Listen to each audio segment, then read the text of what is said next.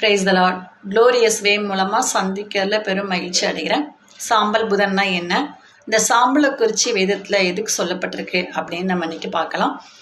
பழைய ஏற்பாட்டில் தேவனுடைய மனுஷன் ஆபிரகாம் கர்த்தர்ட்ட பேசும்போது சொல்லுவார், தூளும் சாம்பலும் ஆகிய நான் உம்மோடு பேச துணிந்தேன் அப்படின்னு சொல்லுவார். இது ஒரு தாழ்மையின் வெளிப்பாடாக இருக்குது. இன்னும் ஒரு சில தேவனுடைய மனுஷங்க துக்கத்தில் நிறைஞ்சிருந்தான் அப்படின்னு சொன்னால் அந்த சாம்பலை தான் மேலே போட்டுக்குவாங்க, இல்லைன்னு சாம்பலை போய் உட்காருவாங்க. இது ஒரு துக்கத்தின் வெளிப்பாடாக இருக்குது.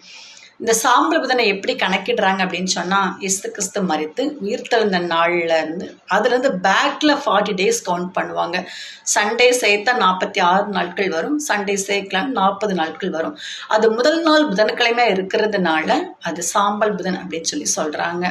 இந்த 40 நாட்களும் என்ன பண்ணுவாங்கன்னா ஃபாஸ்டிங் இருப்பாங்க. எப்படி ஃபாஸ்டிங் இருப்பாங்க?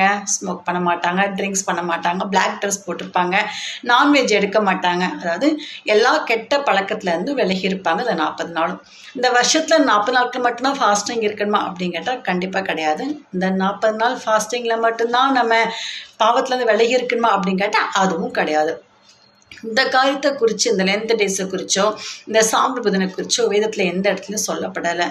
வேதத்தில் நமக்கு போதிக்கப்பட்டிருக்கு, கர்த்தருடைய சரீரத்தை, இயேசுவினுடைய சரீரத்தை நினைவு கூறும்படி அப்பமும் திராட்சரசமே பருவம். அது கற்பிக்கப்பட்ட நமக்கு இந்த காரியம் நமக்கு கற்பிக்கப்படலை. அப்போ இது நமக்கு முக்கியத்துவம் இல்லை. 1 கொரிந்தியர் 1:18 சொல்லப்பட்டிருக்கு, சிலுவை பற்றியான உபதேசம் கெட்டு போயிறவர்களுக்கு பைத்தியமாக இருக்குது, ரட்சிக்கப்படுற நமக்கோ அது தேவனுடைய பலனாக இருக்குது அப்படின்னு சொல்லப்பட்டிருக்கு. சிலுவை குறித்தான உபதேசம் நமக்கு கண்டிப்பாக தேவை தான். அது நமக்கு ஒரு சடங்காச்சாரம் அதை கொண்டு வரக்கூடாது அப்படிங்கிறது தான். அது ஒருவேளை நீங்கள் சடங்காச்சாரம் பண்ணிட்டு இருந்தீங்கன்னா இன்னைக்கே உங்களை நீங்கள் நிதானிச்சு அறிஞ்சுக்கோங்க. அந்த தேவ பலத்தோட கடந்து போங்க. ஆமென். God bless you.